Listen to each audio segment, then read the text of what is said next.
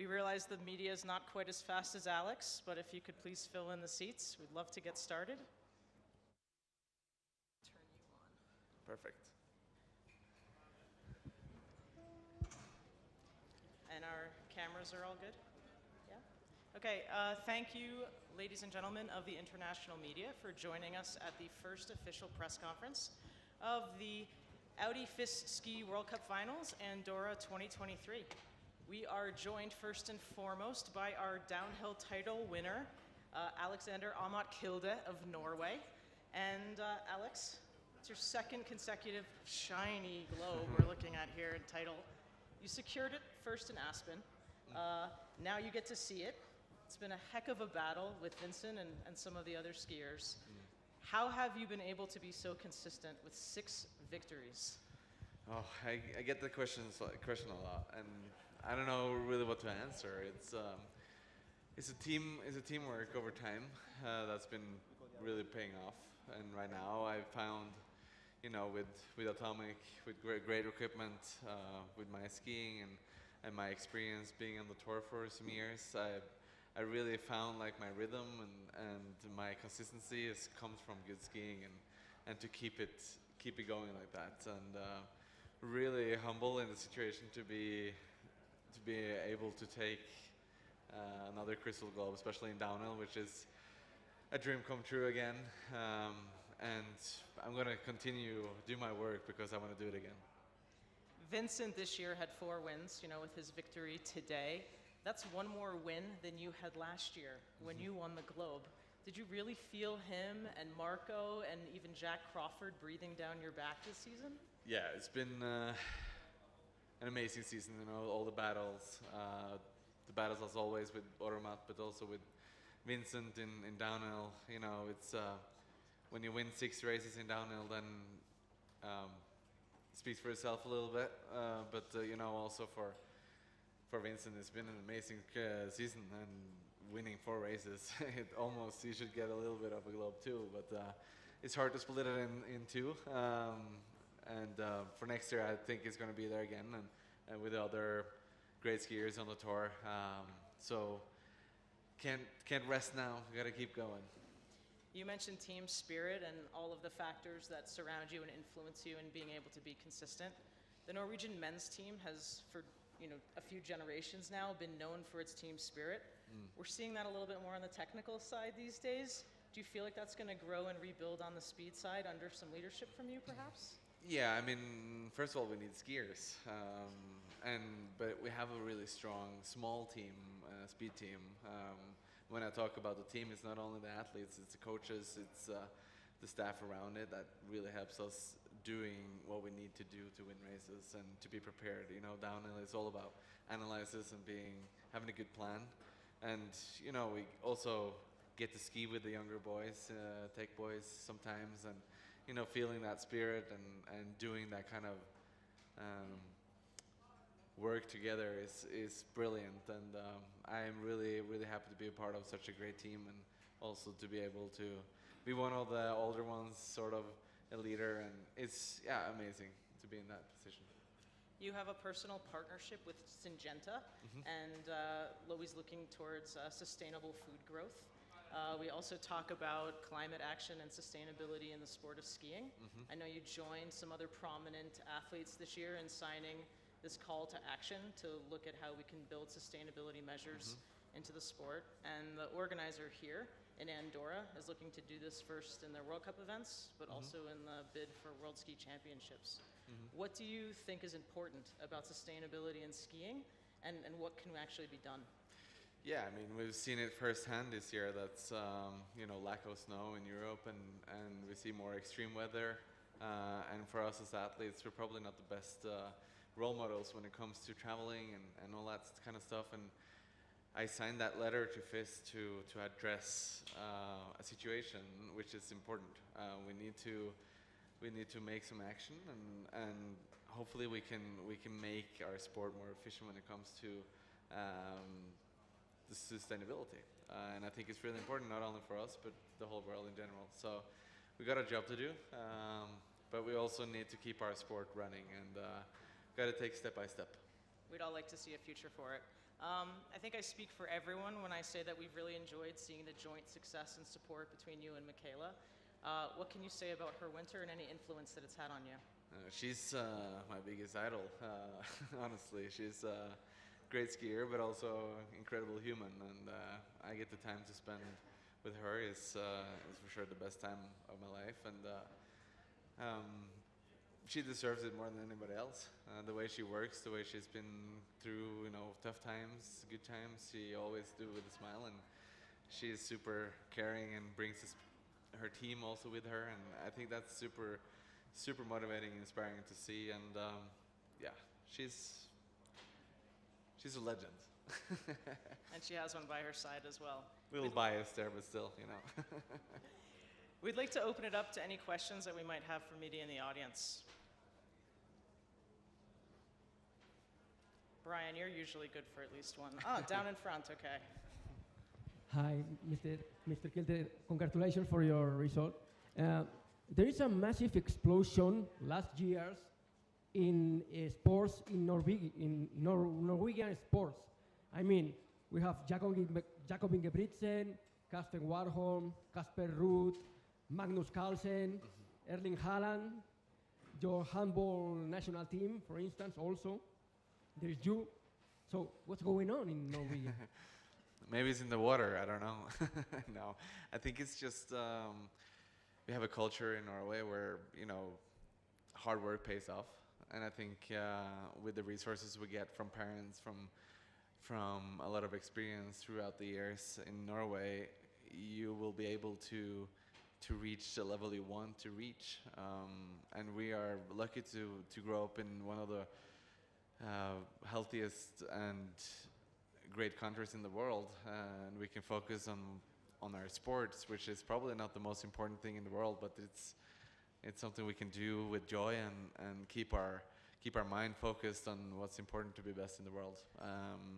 And with see also in summer sports, which Norway is a ski country, it's quite impressive, but which proves my point even more that we have possibility to focus on development, and within sport it's really cool to see how that works. And Brian? Hey, Alex. Congratulations Hey. once again. Brian with Team USA. Non-ski racing question, if I may. I just want to know the inspiration behind the recently changed new Facebook profile picture. Ask Megan. A little bit, it looks like a little more of a darker complexion in the beard and hair. I don't know if it's the lighting. I mean, obviously you look very good. Thank you. Michaela Love obviously approves, but why now with 1 week to go that all of a sudden this changed? What prompted this? Got to change up a little bit, and you can't just stick to the same profile picture the whole year. You gotta keep yourself interesting. I don't know if that's the right word to say, but yeah, it's just a picture. I thought at first when I looked, I thought your hair was dyed. No, that's me. That's me. We didn't do anything with that photo. It's just a very, very good photographer, and that's it. Change is good sometimes. I love that question, actually. Okay, I know that we have Sophia waiting in the wings, so I'm just going to hit you with a rapid fire to close it out. Your favorite thing about ending the 2023 World Cup season here in Andorra? My favorite thing, probably spending time with the whole team and Michaela. That's under the sun and good weather. You're building quite a globe collection. What do you do with these beauties? Right now, I don't know. We got to find a place where we can put it first. The previous ones I have, some are in Norway, some are in Innsbruck, and it's we got to find a place for them when we're done with our careers, I think. I hear they don't travel that well, so you have to be really careful with them I en know. route, right? Keep it in the box, and yeah, be careful with them. And finally, what are you most looking forward to doing when the season is over next week? Then more training, more testing, more ski testing. Try to get better. No, it's always the same. It's kind of, you get into the rhythm, you go back to talking with your service guys and with Atomic and everything. This is a really important time for us, until the beginning of May. And then when May comes, then we can put the skis a little bit away and then enjoy some time off. Tusen takk for tiden din I dag, og lykke til I morgen. Nice. Thank you for your time today, Alex, and good luck tomorrow. One more? One more.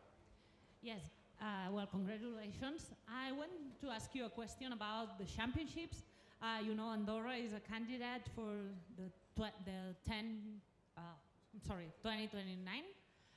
You know well Andorra, you are also a candidate, your country. But what do you think about Andorra being a candidate? Do you think we could do a good job or something? Yeah, I mean, the setup you guys have here is super. The food here is brilliant, and I like to be here. I always like to be here. The only thing is, I think the weather and the snow conditions are going to be a little bit different in February, which is going to make it easier. So that's good. But Narvik is also a really good candidate. So I know I shouldn't say much about Andorra, but Narvik is also a good one. So no, we'll see what happens. But both places are super to ski in, and maybe I'll still keep going. A very diplomatic answer. Thanks, Alex. Yeah.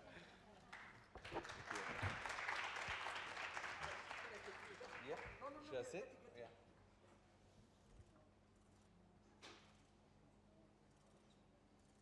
Okay. Thank you. Nice to see you again. Always good to see you.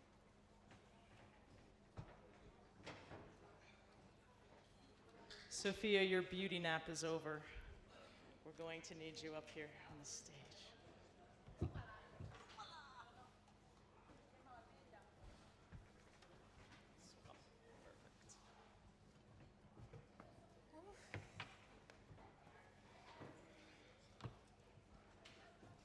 Opala. What is this opala? It's a way of saying in Italian when you do something but you're over 30. Okay? Opala, I could use that. When over I 30. see you say opala, like. As relaxing as maybe having the 4th downhill globe in your career and 3rd consecutive despite some injury and setback. Your style, it's all or nothing. How do you make that work for you in a season-long quest that really values consistency? I'm really happy with my 4th globe and 3 in a row. I mean, I have the red bib since November 2020, and this is something I'm really proud of. And yeah, my style on skis is always a bit at the limit because I always try to be faster, but sometimes I lose the stability. This is why I have really to work hard on my technique. But I think that this season was really a roller coaster, but about my downhill season, analyzing just this one, I can say that except the World Championships, I took part at 9 races. I've been winning 5, I've been crashing in 1, and it is so good to say that my worst result was making for 3 times a 2nd place. So I'm really satisfied with my downhilling season, and of course the hand in St. Moritz, it was not helping me in my technical path because I couldn't like hand the pole for a long time, and I had to re-establish the asset because when you really understand the importance of a hand when you cannot have it with yourself. And this affected also my skiing in January.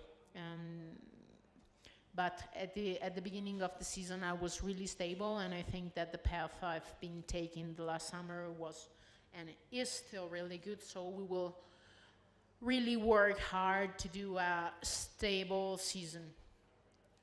Even in this final race, pushing to the limit and challenging Ilka, again a 2nd place like you mentioned. As you become more mature and more experienced in the sport, does it change how you think about risk at all? I don't know if I'm lucky or not because my way of taking risk is always the same. I'm just like using my experience when sometimes maybe I have days in which I cannot feel the skis as I want to, and I am not so confident. So basically, I know I'm not going to push, and this is okay. But when you put your poles out of the start gate, then you have to go. We're now looking at the cup that you secured a little over a week ago in Kvitfjell. Do you have different feelings now that you can see the crystal globe than you did when you knew that you had mathematically secured the title? Yeah, but it was already made mathematically secure already in Kvitfjell, but having it in my hands now feel different also because I knew that Soldeu was a slope, an easy slope because it has not big difficult points, but at the same time, just because of this, I knew that the difficulties for me were pretty much because usually I really love the intensity of the turns and skiing the turns beyond 100 kilometers per hour, and here I couldn't. So I had really to stay focused and ski in a different way. And this is why I know that this slope could help me today to be a better skier, a better downhiller, because it was really a big challenge to me to ski it well. And so I'm happy with my second place. We don't have the opportunity to see the World Cup come to Andorra so often. Would you enjoy skiing on this track more frequently? Yeah, maybe I would like to come here not just for finals, but maybe in January or February when maybe the temperatures are not that hot and it's not that warm. It would be nice to ski on winter snow because I came here for 3 times and it was always March, and so basically we're skiing on salty snow, but thanks to the organization to put in the slope in a good condition in order to race. You skied on the training run on the first day, and it was a little different than conditions today. What do you think it took to make a difference and have more firm conditions? Yeah, the first day it was really slashy, and I had no confidence on skis. Yesterday it was harder than today, I think, also because of the wind that dried the snow up. And today when I was coming down, I could feel it was slashy in a midway between the first and the second training run, except the first part in which we had our snow. But in the middle part, it was really hard to stay on your skis and feel the response of it. Even more impressive then to see your result today. We'd like to open it up to questions from the media in the gallery. Feels well. Hola Sofía. Hola. Como sé que me entiendes en castellano, si me lo permites te la voy a hacer en castellano. Coméntame un poco qué te ha pasado por la cabeza. Ya venías con los deberes hechos, porque ya sabías que te llevabas el globo, pero ¿qué te ha pasado por la cabeza cuando has cruzado la línea y cuando te la han entregado? La línea de hoy del traguardo. Exacto.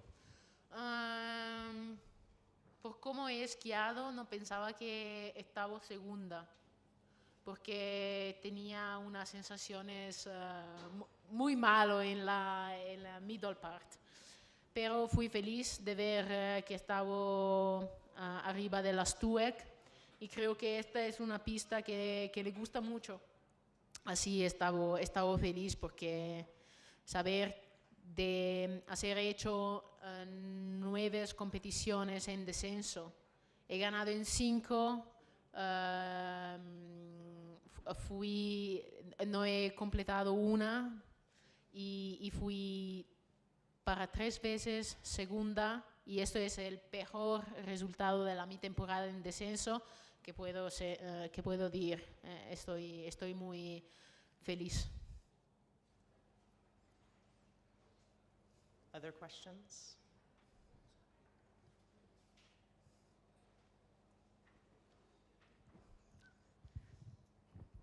Sophia, of course, congratulations on Downhill Globe number 4. Of course, and you're a young 30 years old. Of course, your good friend, Lindsay, has 8 Downhill Globes. What do you think? You think there's any chance? Are you interested in trying to catch Lindsay? 8 downhill globes. That means that for for the next 4 years, I'm going to win every year a globe, and I think I'm going to retire myself after the World Championship in 2027 in Crans-Montana. So that means that I have to win the globe in every season I will do still. It would be great, but I think she's unreachable for me. And I'm really happy already with getting 4 because it's not few, but I really would like to improve myself also in Supergiant because it's a discipline in which I couldn't express myself as well as I wanted to this season, especially also for the hand, as I said before. And we will try. What can I say?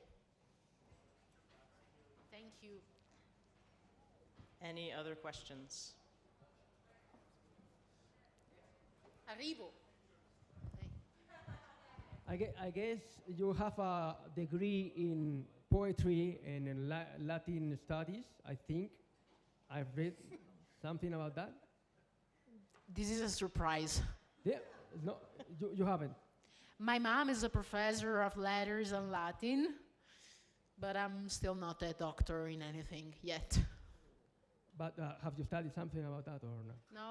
No, I had a scientific, I made at scientific school, but no, I like the Latin quotes. That's Okay. it. No, that's it. Thank you for not going forward. We would probably say poetry in motion is Yeah. what you're excelling at these days. You got a preview from Alex, but we'll just hit you with some quick questions to finish, yeah? What is your favorite thing about ending the season here in Andorra? Maybe the party tomorrow.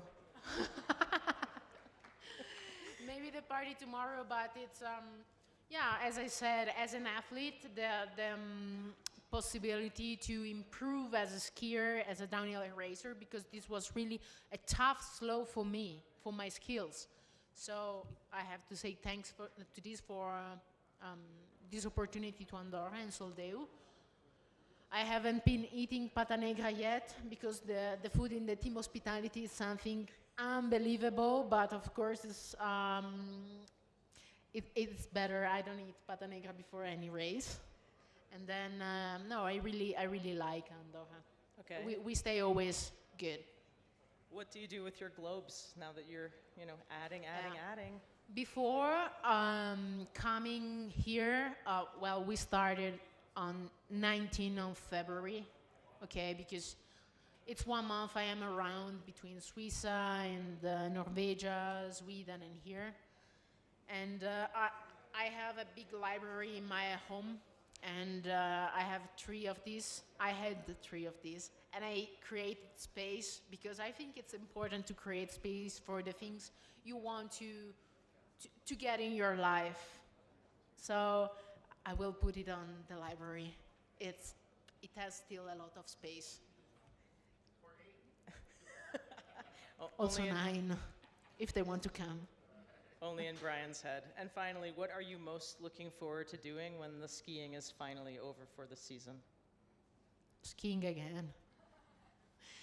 I think I'm going to take like 10 days of rest because since January I had a really lot of crashes and physically I'm not in my best shape, but I'm recovering from it. And the program is that on April I'm going to be on skis and then we will see because I have also some university appointment and I'm studying already in the last weeks, so I have to give some exam. Otherwise, I don't have the scholarship anymore. Thank you so much, Sofia. Thanks. Gracias a todos.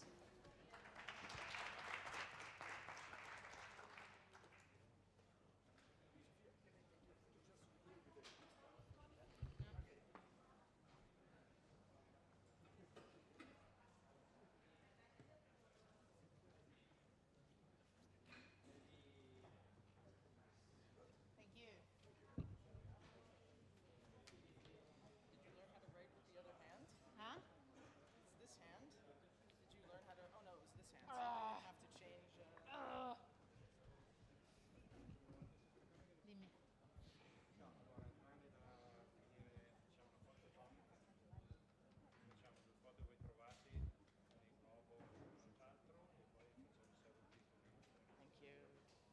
Thank you, Christine.